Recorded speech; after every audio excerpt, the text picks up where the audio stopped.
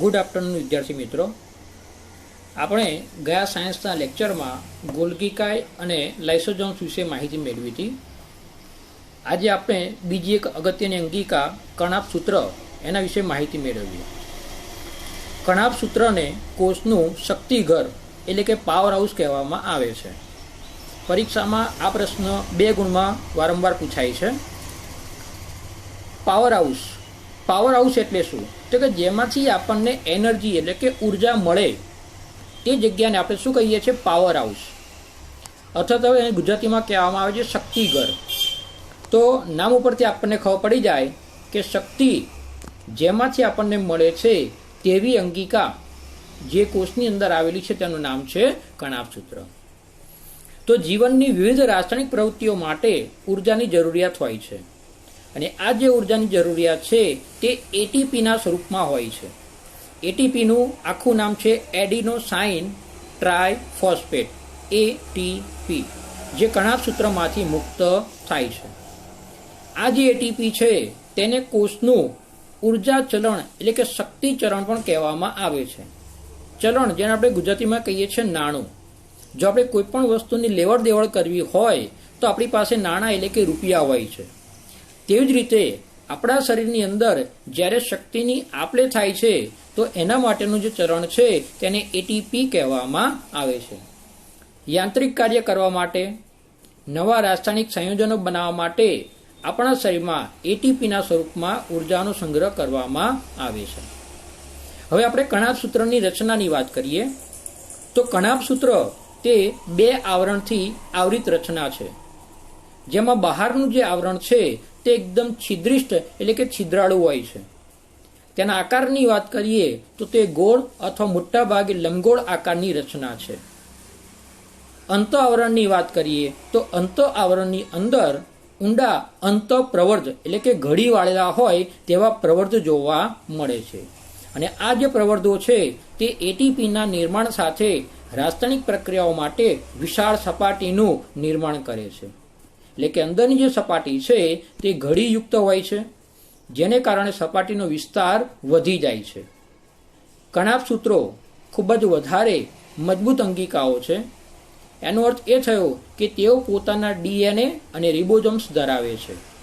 માટે કણાભ સૂત્રો એ કેટલાક પોતાના પ્રોટીન્સનું નિર્માણ કરવાની ક્ષમતા પણ ધરાવે છે. હવે આપણે કણાભ સૂત્રની વિશિષ્ટ માહિતી આપણે વિડીયો દ્વારા પ્રાપ્ત કરીએ.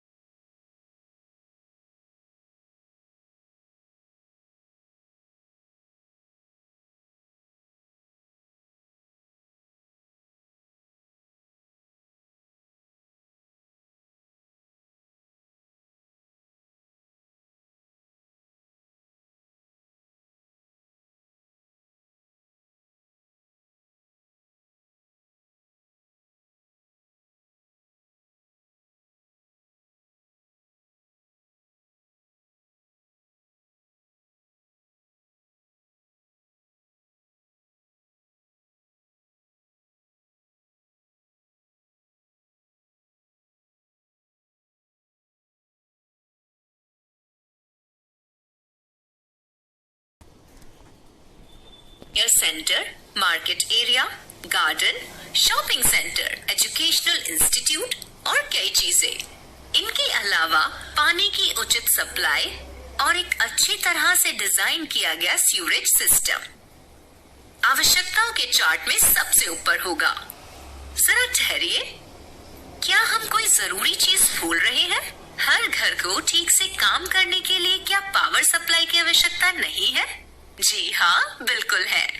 पावर सप्लाई आज हर घर की सबसे जरूरी आवश्यकताओं में से एक है. इसके बिना महत्वपूर्ण और उपयोगी चीजों का इस्तेमाल संभव नहीं है. इसी तरह हम हमारे सेल्स में ऑर्गेनल्स को काम करने के लिए एनर्जी की सप्लाई लगातार होनी चाहिए। तो कौन सा ऑर्गेनल जिम्मेदारी लेता है इस एनर्जी को सप्लाई करने की? जी हाँ, ये माइटोकॉन्ड्रिया है। इस डबल मेम्ब्रेन ऑर्गेनल को सेल का पावर हाउस कहते हैं, क्योंकि ये उन मॉलिक्यूल्स का निर्माण करता है जो सेल के काम आने वाली एनर्जी के रूप में होते हैं। पहली बात, काम आने वाली एनर्जी के रूप में, इसका क्या मतलब है? खैर, मान लीजिए कि हम एक दुकान से कुछ खरीदना चाहते हैं। सामान के बदले में हम दुकानदार को क्या देंगे? क्या हम उसे सिर्फ कागज के टुकड़े दे सकते हैं? बिल्कुल नहीं, हम सही करेंसी नोट्स देते हैं, ना कि सिर्फ कागज के टुकड़े। हालांकि दोनों कागज से बने हैं, लेकिन करेंसी नोट्स वैल्यू के स्टैंडर्ड रूप हैं। तो हम कह सकते हैं कि ये करेंसी नोट्स यूजेबल फॉर्म्स हैं। अगर वही आकार का कागज दिया जाए तो वो करेंसी नहीं मानी जाएगी, क्योंकि यूज होने योग्य को ही स्टैंडर्ड या करेंसी नोट माना जाता है। इसी तरह हम जो खाना खाते हैं वो हमें एनर्जी देता है, हम ये जानते हैं, लेकिन खाने से मिलने वाली एनर्जी इस्तेमाल होने वाले फॉर्म में नहीं होती। तो माइटोकॉन्ड्रिया में एंजाइम्स इन एनर्जी मॉलिक्यूल्स को प्रयोग होने वाले मॉलिक्यूल्स में बदल देते हैं। इन्हें एडिनोसिन ट्राइफॉस्फेट कहते हैं। इसे एटीपी के रूप में अब्रीविएट किया जाता है। तो क्या ये एटीपी मॉलिक्यूल्स उपयोगी रूप है? जी हाँ, एटीपी मॉलिक्यूल्स के टूटने पर सेल्स एनर्जी प्राप्त कर सकते हैं। तो सेल का ये पावर हाउस कैसा दिखता है? माइटोकॉन्ड्रिया में दो मेम्ब्रेन होते हैं, बाहरी मेम्ब्रेन और अंदर की मेम्ब्रेन। बाहर की मेम्ब्रेन पोरस होती है। इसका मतलब है कि ये अपने आर पार मटेरियल्स के ट्रांसपोर्ट को अलाउ करती है। अंदर की मेम्ब्रेन थोड़ी अलग और दिलचस्प है समझने के लिए। इस मेम्ब्रेन में कई फोल्ड्स होते हैं और इसलिए उसका सरफेस एरिया ज्यादा होता है। इन फोल्ड्स को क्रिस्टे कहते हैं। लेकिन एक बड़े सरफेस एरिया का उपयोग क्या है? एक बड़ा सरफेस एरिया केमिकल रिएक्शन को जनरेट करने वाले एटीपी के लिए एक बड़ी बेस होता है, क्योंकि बड़े एरिया का मतलब है ज्यादा एंजाइम्स जो एटीपी प्रोड्यूस करेंगे। इस मेम्ब्रेन के अंदर के भाग में एक मैट्रिक्स होती है जिसमें एटीपी के प्रोडक्शन के लिए सभी आवश्यक एंजाइम्स होते हैं। जैसा कि हमने देखा, सरफेस एरिया जितना बड़ा होगा उतने ज्यादा एटीपी मॉलिक्यूल्स होंगे। इसके अलावा न्यूक्लियस की तरह ही ऑर्गेनल का अपना डीएनए और राइबोसोम्स होते हैं। इसलिए माइटोकॉन्ड्रिया अपने खुद के प्रोटीन बना सकता है और अपने आप रेप्लिकेट भी कर सकता है। इसका मतलब है कि ये अपनी कॉपी खुद बनाता है, बिना दूसरे ऑर्गेनल्स पर डिपेंड हुए। अब जब हम इस महत्वपूर्ण ऑर्गेनल से परिचित हो गए हैं, चलिए हम लिस्ट में एक और दिलचस्प ऑर्गेनल पर एक नजर डालें। आइए हम अगले वीडियो में वैक्यूल्स को देखते हैं।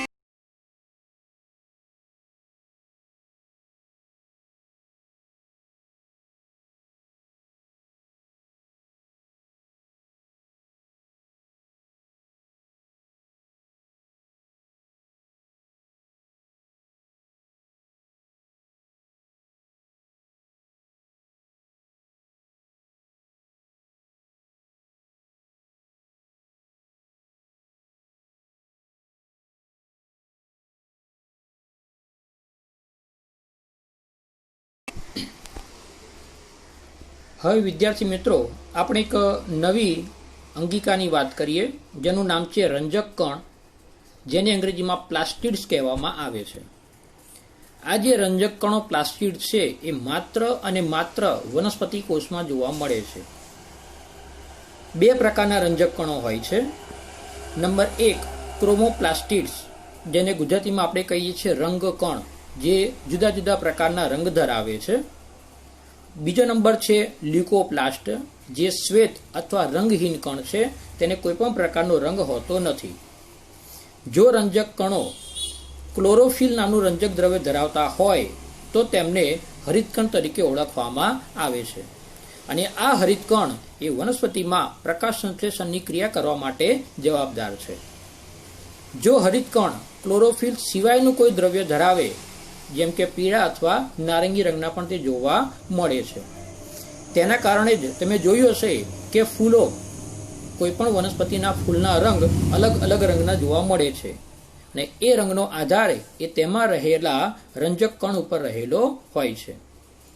બીજી વાત કરીએ આપણે રંગહીન કણો, જે પ્રાથમિક કક્ષાની અંગિકાઓ છે, જેમાં સ્ટાર્ચ, ચરબી અને પ્રોટીનનો સંગ્રહ થયેલો જોવા મળે છે.